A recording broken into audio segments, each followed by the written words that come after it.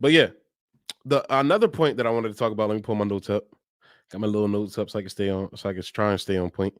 So I kind of spoiled it for you guys, but the Solomon Islands. So if you know what's going, let me pull the story up because I've had this story sitting in the tuck actually for a while. I was supposed to cover it, but on another stream, but I never got the chance to. Let me pull it up. Give me 1 second so I can pull this shiznitty up. China signed security deal with Solomon Islands, alarming neighbors.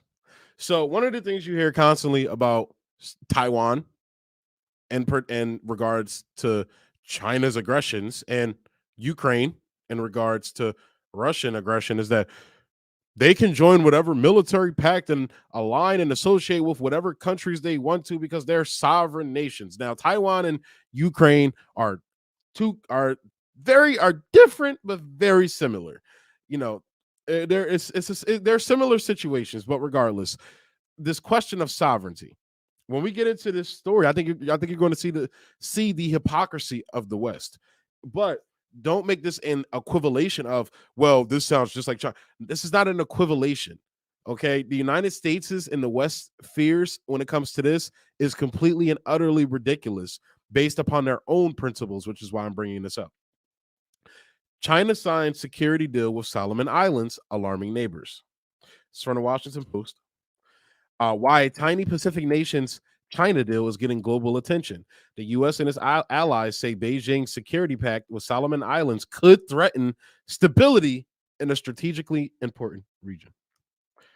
Why is it strategically important? Because of that map of all the bases surrounding China that I just showed you.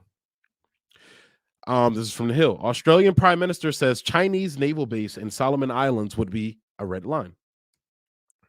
Japan to send envoy to Solomon Islands amid worry over China. Pack. Japan, one of our little bitches when it comes to our lapdog satellite states. Japan is sending a vice foreign minister to the Solomon Islands amid worry over a security agreement it struck with China that could increase Beijing's military influence.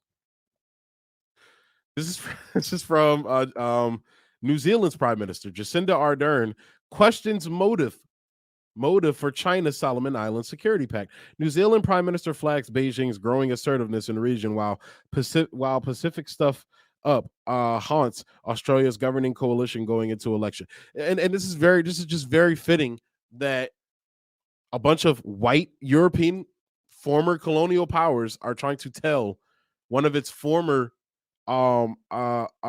country regions that was oppressing how to run their country and what they want to happen with that country when they show some form of backbone and sovereignty. Solomon Islands leader defends possible China security deal, calls backlash very insulting. We find it, and this is what he had to say, we find it very insulting to be branded as unfit to manage our sovereign affairs. Prime Minister Manasseh Sogavare said in Parliament Tuesday, addressing the international backlash. Our security approach is not done in a vacuum and not without due consideration to all our partners. The security treaty is at the request of the Solomon Islands, and we have not been pressured in any way by our new friends. So that's one of the things they like to say. They say the same thing about Africa. These African countries that China is cutting fair deals with, building infrastructure in these countries. Okay, not robbing the country blind, bombing the fuck out of it when they don't want to give up their resources or for whatever reason, not setting up like little AFRICOM strategic centers. Like the United States literally is running military ops, covert military ops out of Africa called literally AFRICOM. Tulsi Gabbard knows all about it. Go tweet at her and ask her about it. Because she was over in Africa bragging about it, or she was on Fox News one day bragging about how she was serving America in Africa as we drone strike innocent civilians in the name of combating terrorists that we created. Congrats, Tulsi. Good job. But the security treaties at the request. But they like to say that a lot of these countries are being pressured. It's very insulting too, by the way. There was a dope video I saw of the Barbados prime minister, I believe, or leader, president, whatever they call their leader, where she was talking about it's very insulting that you guys like don't think we can negotiate our own fucking deal. Same thing this guy's saying, as if we can't handle our own foreign affairs. It's as if you guys want to step in and control our country just like you did during the colonial times, huh? It's almost like neo-colonialism is alive and rife, huh? But anyway, he also criticized Australian media over its reports that Beijing is allegedly planning to build a military base in the Solomon Islands, a potential first for China in the Pacific region, regarded by Canberra as its backyard. Let me repeat that. A potential first. So potential as in if this deal were to go through and they say, hey, you could build a base here, potential first. You saw the map I showed you, right? America had a hot girl Cold War, if you know what I mean by that. They're way past their first. Sogavare further defended this move Tuesday, telling Parliament, in moving towards our security needs, we need to diversify. We are a country that has limited security capabilities, and it is clear we will constantly need support. For decades, Australia has enjoyed strong influence among the Pacific Islands as a wealthy donor assisting the aid-dependent nations. And if you talk to any of these aid-dependent nations, if you go talk to Africans, the last thing they fucking want is aid from the United States because it comes with baggage and bullshit that the West uses. They basically use these countries as economic testing grounds, as medical testing grounds. They do all types of horrible shit over there, on top of sending their military and covert operations bullshit over there as well. We don't want it. No, thank you. Bye. But in recent years, China has also become a major player in the region, investing billions of dollars, making these tiny islands the center of a heated power struggle. Australia has an existing security agreement with the Solomon Islands, active since 2018, which allows Australian police, defense, and civilian personnel to deploy rapidly to the islands in the event of security threats. The Solomon Islands government noted that agreement in its statement Friday, saying it will continue to preserve its security agreement with Australia as it develops and deepens its relations with all partners, including China. Sounds like a country like asserting its sovereignty. Actually, not even asserting, exercising its basic sovereignty. Solomon Islands. Jacinda Ardern questions motive for China's Solomon's Islands, and I read this to you earlier. This is what she had to say. New Zealand also voiced strong condemnation in a statement Tuesday, adding the possible partnership risks, destabilizing the current institutions and arrangements that have long ensured the Pacific region's enslavement security. I'm sorry. So basically, what you're seeing is imperialism, okay? Not the imperialism that these dumbass liberals and progressives that don't know their hole from an ass in the ground when it comes to geopolitics. No, we're talking about the actual real deal imperialism. The United States and its lapdog allies, and the United States does this to its allies too. It's doing it to Europe right now when it comes to Russia. But this is what they've been doing to black and brown countries all over the world forever. Impoverishing these countries, keeping them poor, keeping them at a state of non-development. But here you have a country like China coming in saying, hey, we'll help you develop. Let's trade. Let's work on certain things together. This, that, and the third. No, you can't do that. Basically the United States was to use these countries as jumping off points if anything ever were to happen with China that they don't like, where they can go and do military operations and all this bullshit. That's really why they don't want these countries involved with China. That's what it is. But continuing, it also announced a continuation of New Zealand Defense Force and police deployments to the Solomon Islands following civil unrest in the island nation last year. Jacinda Ardern, the New Zealand Prime Minister, has spoken of Beijing's growing assertive. And by the way, going back real quick, this risk of destabilizing the current institute, that's like the rules based on. That's basically saying, hey, what we say goes, and if you violate that, well, you're violating the rules based order. So we can break the rules, but rules for thee, but not for ye. I think that's how it goes. So, Jacinda Ardern, the New Zealand Prime Minister, has spoken of Beijing's growing assertiveness in the Pacific region as she challenged the motive for a security pact between the Solomon Islands and Beijing. Of course you would. Of course you would. Australia, New Zealand, and the U.S. are concerned the Solomon's Pact could allow China to establish a military base within 2,000 kilometers of Australia's east coast. Again, this sounds a lot like what Russia has been saying about Ukraine. Difference is Ukraine is directly on their border. But again, as the prime minister of this country said, let's go back to it. Let's go back. Let's go back. Um, He also criticized Australian media over its reports that Beijing is allegedly planning to build a military base in the Solomon Islands, a potential first for China.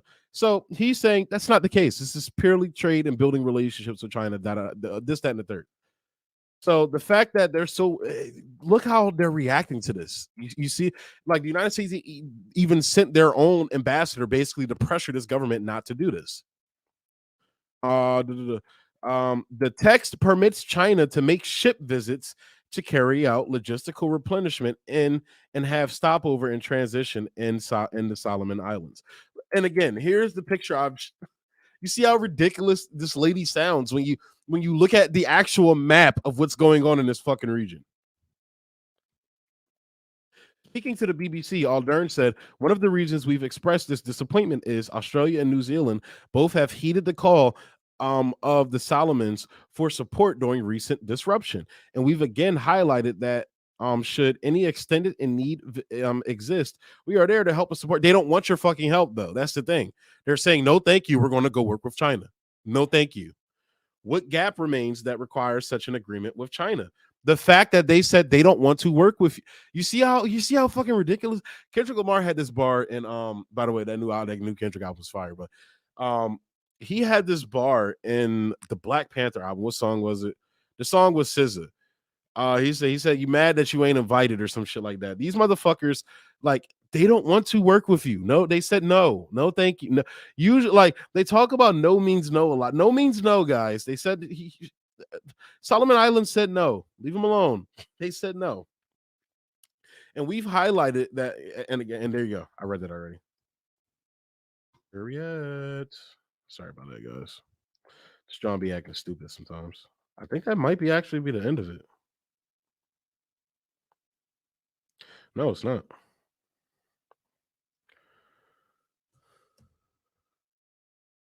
There we go. Yeah, you want to work. The New Zealand Foreign Minister Nanaia Mahuta told RNZ on Thursday morning there had been a lack of visibility and transparency from the Solomon Islands and China over their agreement. Yeah, because this is a sovereign nation. This is another sovereign nation. I don't have to fucking tell you anything. Fuck off. Literally, fuck off.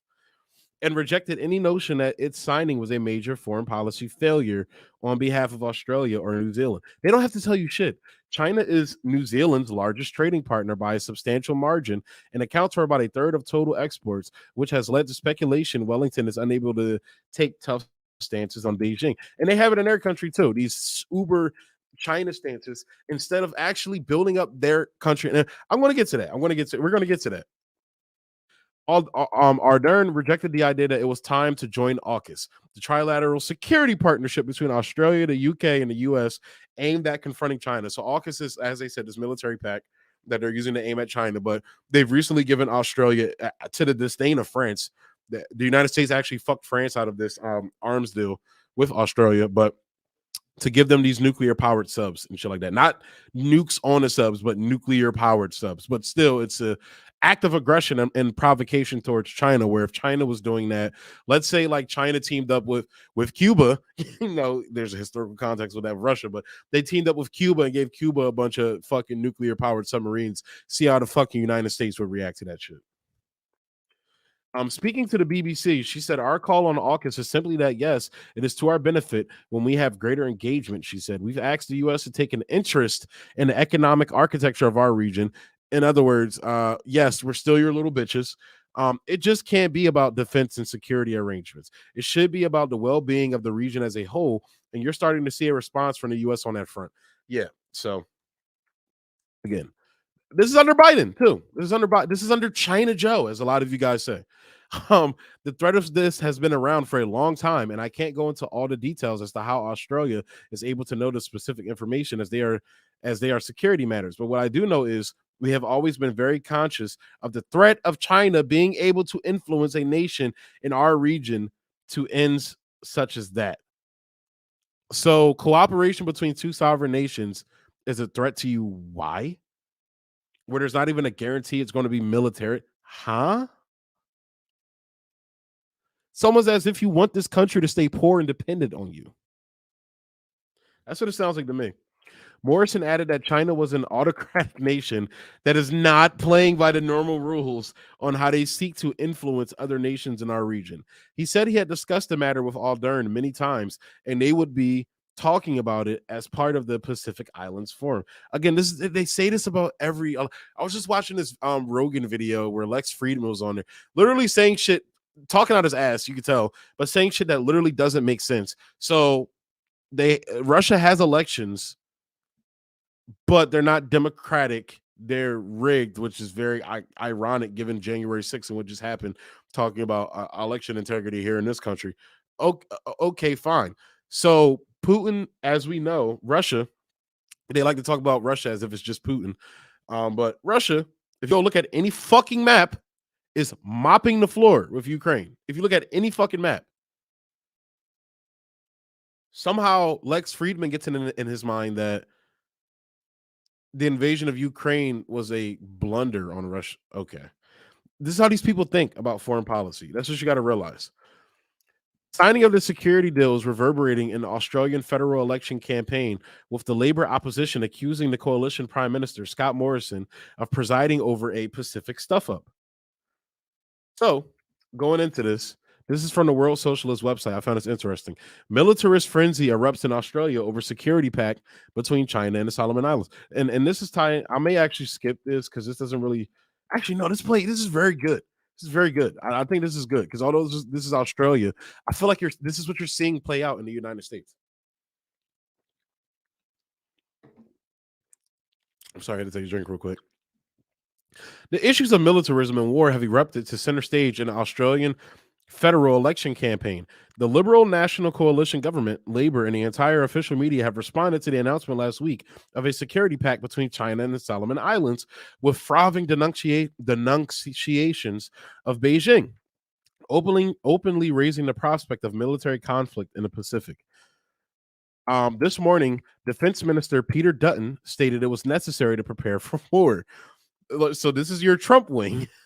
The opposition Labour Party has been seeking to outflank the government from the right, declaring, or no, this is actually, so in this scenario, this will be if Biden were saying it's time to prepare for war with China. And then the Republicans will respond to opposition has been seeking to outflank the government from the right. So it's actually flipped vice versa. But regardless, this is Bonaparte's, in my opinion, this is Bonaparte's infighting of who can point the biggest finger at China bad, who can say China bad the loudest, in my opinion. This is what this looks like. Declaring that it would prevent the Solomon Agreement from coming to fruition by any means necessary. Claims that the agreement represents an imminent threat to the security of the United States and Australia are absurd lies.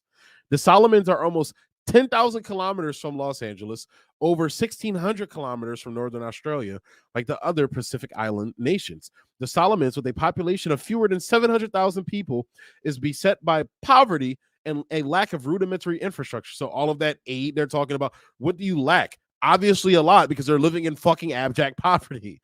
They don't have basic infrastructure. The legacy of decades of imperialist oppression. The real reason for the immense consternation in Washington and Canberra was blurted out by an editorial in the Murdoch-owned Australian newspaper on Thursday. Beijing's pact with Honiara could hardly be more geopolitically significant for the challenge it presents to long-standing U.S. hegemony in the region, it declared.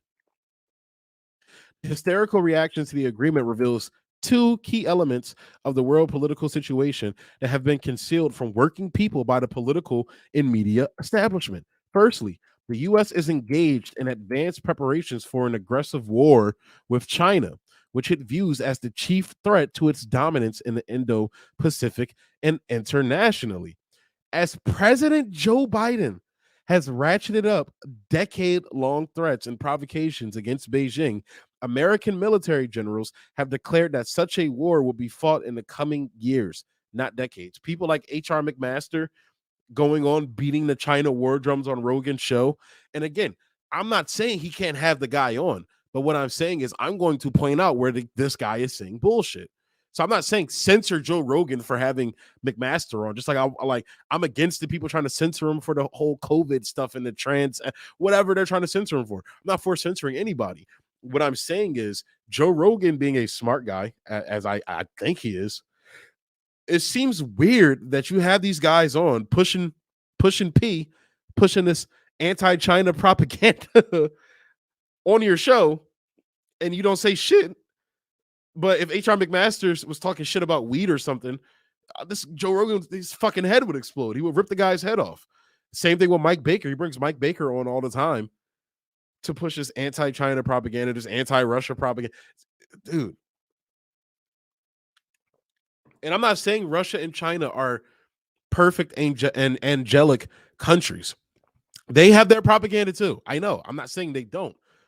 But what I'm saying is the United States is literally pushing their people in fomentation of war and seething hatred of these companies just for the sake of having a bad guy where they can deflect their political failings, that they can deflect their political failings on. They're doing it with Russia right now. It's not working.